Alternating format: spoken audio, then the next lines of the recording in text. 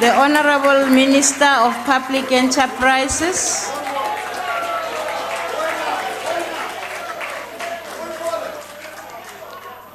Honourable Chairperson, honourable members and members of the public that have an interest in this debate. This debate is titled A Matter of National Importance. And I imagine that the speakers from all the political parties are invited in this debate, and we thank the DA for taking the initiative in this regard, because at least we can demonstrate what we're doing as a country and as a government at this point in time. But what the public expects is for speakers here from all the political parties to offer concrete solutions to what are concrete problems. Instead, what we have is either a repetition of what we've already said as government in the public domain, and that's only by the last speaker, by the way, Mr. Malatsi, or secondly, there's this magic wand called privatization, that if you privatize, you will solve all the problems that we actually have. Now, let's compare that to the real answers that the public wants, which is, firstly, can we demonstrate that we realize that electricity supply is central to a country's economy, central to a country's societal welfare, and central to development in a country. Therefore, it should be a matter of national interest where we don't end up squabbling in front of the public, but engage in meaningful debates about what the alternative solutions are to the problems that we are confronted with. And we're quite prepared to listen to what the alternatives might actually be. So, can we raise the bar in our debates to one where we put the national interest first and provide answers to the public and even demonstrate to the public that we are capable, notwithstanding elections on the 8th of May, to only use this platform to say, vote for me, and hold a figurative banner in front of the South African public. But let's then come back to what the President said during SONA. Firstly, we acknowledge that we have a challenge and a crisis as far as Eskom is concerned. Secondly, we have the beginnings of a solution in terms of restructuring Eskom into the three entities: generation, transmission, and distribution. Thirdly, the President announced that the Minister of Finance will give further insights into what government can do in respect of the finances of Eskom. So yesterday, you heard the answer to that particular point: 23 billion rands a year for the next 10 years, and there are other mechanisms that are still being considered, and once they are ready and prepared, we will actually ensure that those are actually announced. Fourthly, he also announced a committee of ministers that actually met this morning to work out what is it that we do on an urgent basis in addition to what Eskom is doing itself and what we are doing as a department. But the first substantial point arising out of the SONA debate is, firstly, nobody mentions here the energy transition that's taking place in the world. How are we getting a different mix of energy solutions that are actually developing? Educate the South African public and workers at Eskom how this transition is actually going to impact upon us over the next 10 to 20 years. Moving from fossil fuels to gas to renewables and to other propositions like nuclear and other technologies that might still be developed. Secondly, again in contextual terms, the energy industry is going through massive structural changes, in fact, for the last 20 years or so. And those structural changes are moving away from an integrated, vertically integrated entity to separation of these entities in terms of different business divisions, and that the integrated model is no longer the model of the future. Thirdly, that increasingly renewable energy is going to play an important role in the energy mix. But renewable energy at this point in time cannot provide the base load that is required, which you can either get from coal, nuclear, or gas to some extent. And hopefully the gas discoveries that South Africa has made in the recent past will come to fruition in the next 5 to 8 years and begin to make a difference in terms of both energy cost and the energy mix that we will have in our country. Excuse me. The fourth point is that there is the concept of the just transition. Not a single speaker, Chairperson, talked about what does a just transition mean. It means that you don't cut off coal immediately, that you're not saying to coal miners, the coal mining industry that employs hundreds of thousands of people, that you have no future. Secondly, we don't say to people working in coal-powered stations who are waiting to hear the answer from this House, what's our future? And the future is not one which is going to say to them, you have no jobs tomorrow morning. The third is that there is this transition from current sources of energy to future sources of energy, and how that impacts upon both South Africans as far as workers are concerned, but others as well. So, there are many other elements to the just transition that perhaps we ourselves need to educate ourselves, and perhaps that might happen in the next administration. The next point, Chairperson, is there is, if you like, a turnaround plan as far as Eskom itself is concerned. The first element is what the President has announced, and that is the creation of the three entities, and in the first instance, which is actually articulated very clearly in this annexure to the budget review that was published yesterday, and that is the creation of the transmission entity, so that we can now begin the separation process of the three entities that will constitute Eskom of the future. Of course, in that process, we have to ensure that as we progress, we consult labor, and we consult, as I will point out in a moment, all the other important stakeholders that have some connection with Eskom in one way or another. As far as the finances of Eskom is concerned, the first answer is the 23 billion rands a year that the Minister of Finance has set aside. The second answer depends upon NERSA and the manner in which it manages and responds to the MYPD application of Eskom for a 15% increase. So anything between inflation and that number is a number that I think Eskom will have to live with and work with and take into account. The third element is to cut costs within Eskom, and in particular the kind of wastage that might be going and is going on in the organization, whether it is in relation to coal, and I'll come back to that point. We had a recent meeting last Friday with the coal mining community and CEOs of various companies that own coal mines to begin to get an understanding both of their issues, but also for them to begin to understand the issues that we have.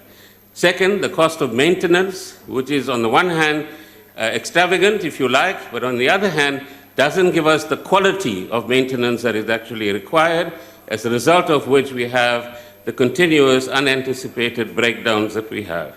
The third is the question of the capital investment that is still currently being made in Medupi and Kusile, and that is a matter which I will explain in a moment that's going to be looked at quite intensely to ensure that we're getting, notwithstanding the delays that have happened, notwithstanding the tripling of the costs that we've had, we still want to derive the best possible financial benefits from this particular area. The next area is the interest on debt, and the 23 billion rands that the Minister of Finance set aside yesterday begins to make a contribution, as the chairperson of the board of Eskom said, to cutting down Eskom's burden as far as payment for this debt is concerned, and begins to help them to generate or use some of the cash as a result of this assistance they're getting from government for better purposes within the organization and its transition through the structural changes that have to take place as well. The other cost-cutting area, importantly, is the salary bill, which has increased 5 times in the last 10 years, and in particular the bloated management layers. And here again, we have started engagements, both as a political organization, but more importantly as government, with the labor constituency, and we're only at the beginning of those processes. The Eskom management must now continue with that process to say how best do we manage this, how do we prepare workers at Eskom, not only for the kind of future they have within the coal mines and in the coal-powered stations, but what is their future as far as renewables is concerned? What are the new jobs that they can be trained for? What are the new technologies that are actually developing in the energy industry? And how can they best be prepared for that future as well? So if you recall, that's the whole area of cost cutting, and in particular the kind of wastage that still goes on within the Eskom environment because of the monopoly culture that they have within the organization at this point in time. There will be other measures, as this annex suggests, to manage the question of the 419 billion rands of debt. There are technical efforts being made at the moment to formulate a range of responses and answers on this particular question. And once we are ready and have gone through cabinet processes, we will inform both this House, if you're still in session, and the public about these questions. Then, so we've covered the restructuring of Eskom, we covered the financial aspect of Eskom, now we come to the operational part of Eskom. And, and many of the outages that we are experiencing is as a result of, if you like, inadequate attention in the operational area. It is in this context that last Friday I met with the Engineering Council of South Africa, which is a statutory body, which has some 40-odd voluntary associations affiliated to it, covering all the different disciplines in the engineering profession, from civil engineering, electrical engineering, marine engineering, and a variety of others as well.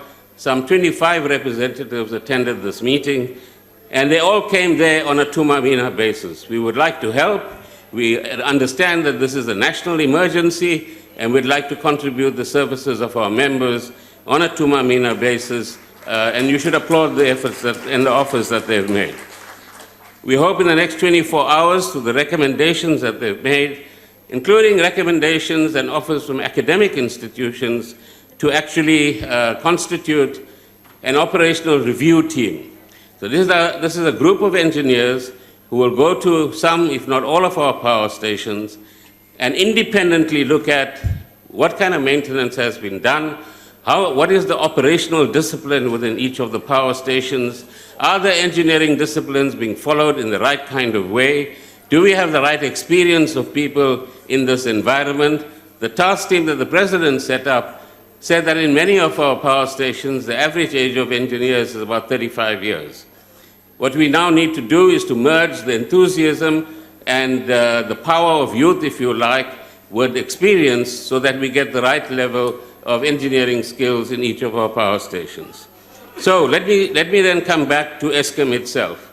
Eskom over the past few months has developed a comprehensive turnaround plan that will now include many of the elements that I've talked about, and that will then result in the creation of a turnaround office. The head of the turnaround office will be the kind of person that the Minister of Finance referred to earlier on, and will be accountable both to the board and to the shareholder as well. And this time we want to ensure that there is a disciplined approach to achieving the milestones that is set out in the turnaround plan, and effective implementation takes place. As of the problems that we had in December last year, Eskom developed a 9-point generation plan. That generation plan, unfortunately, didn't meet with the 100% success that we expected, so we concede that to the country that Eskom got that wrong, particularly in relation to the 7 units that had difficulties a few days ago. However, for this week, it would appear Eskom has got the combination of availability of the coal-powered units, the water pump storage mechanisms, and the diesel power that is available from what they call OCGTs. That combination is working ideally at the moment, and as a result, we have no load shedding for the last few days. And hopefully that will continue into the future if there are no surprises. What the country might not be aware of is that of the 18 or so power stations that Eskom manages at the moment, there are 5 or 6 of them that are over 40 years in age. So they are old power stations. Some of them are even 55 years of age. Some of them have had Hendrina Power Station, for example. Of the 10 units that were built in Hendrina, 3 of those units have already been shut down. So old age affects power stations as well.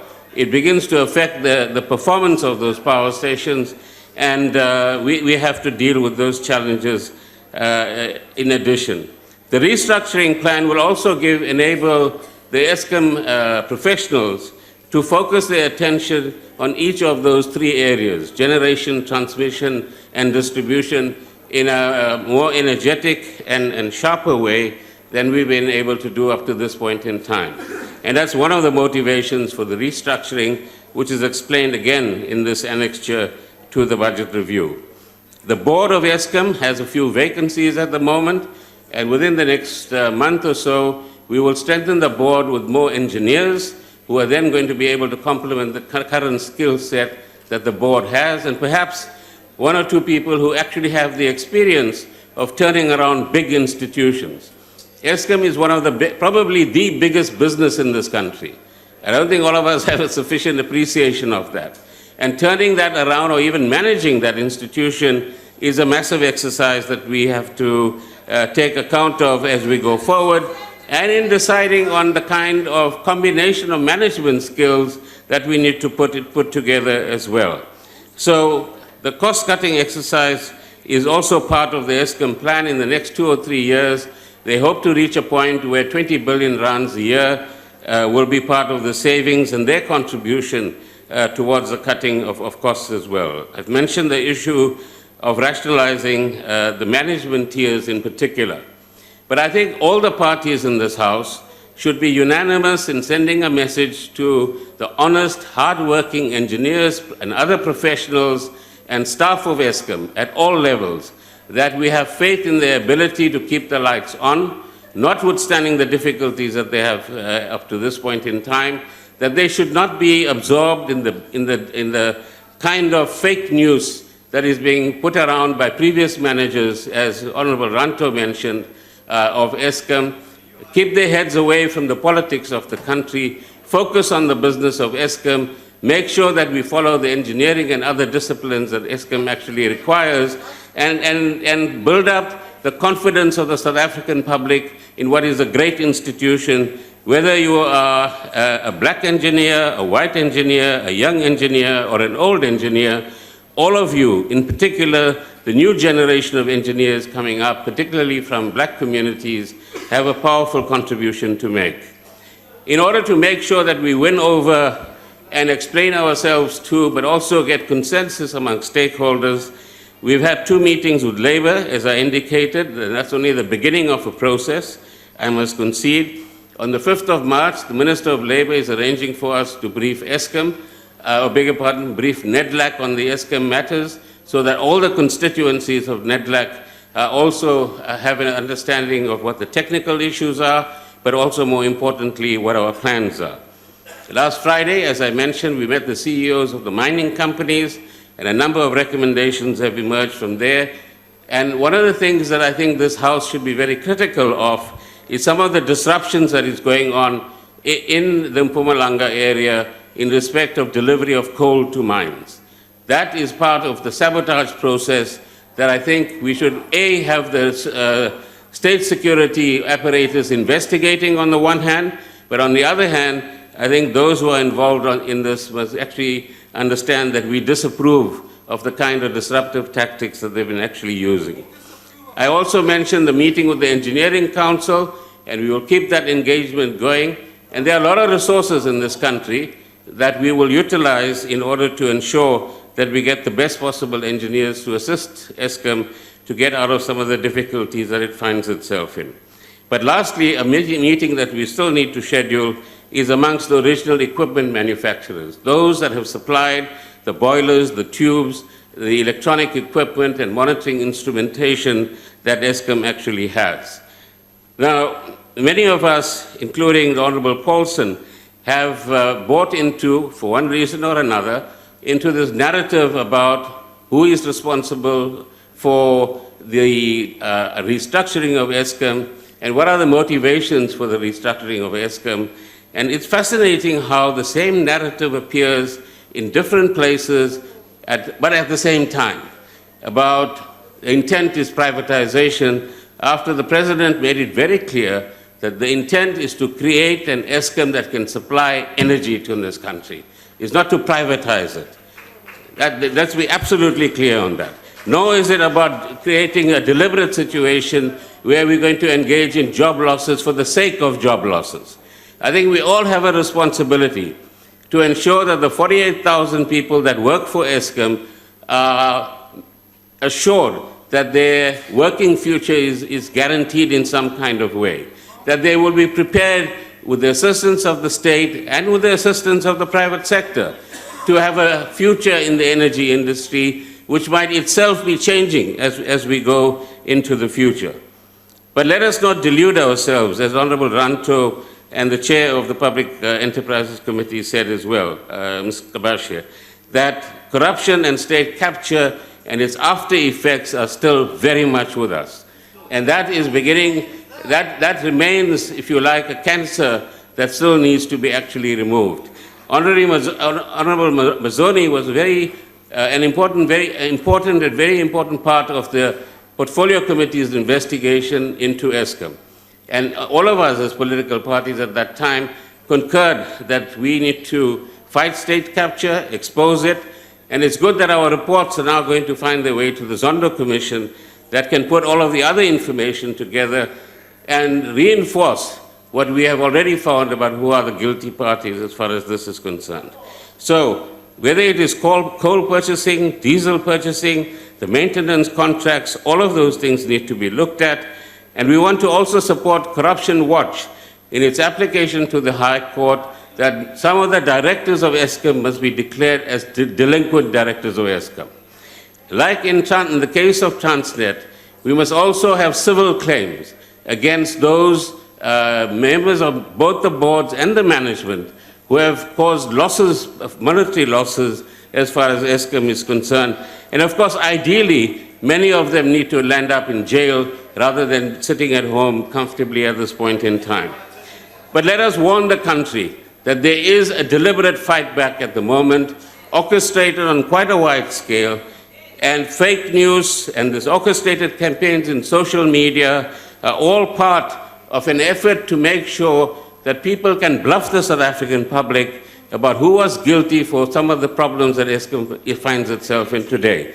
And the problem is very easy to say ANC, but the real issue is if we all believe that those who have individuals who are guilty must find themselves in orange uniforms, then stop saying just ANC. That's for election purposes. Because we don't want to go to Swane and Johannesburg and the deals that have been made there. And who should end up in jail as far as those deals are concerned. Because one day that will also come to bite us as far as some of the political parties here is concerned. Thank you, Honorable Minister. So in conclusion, Chair, it's quite clear the ANC might have had problems in the past, but the ANC is going to solve those problems. So vote ANC on the 8th of May. Thank you, Honorable Minister.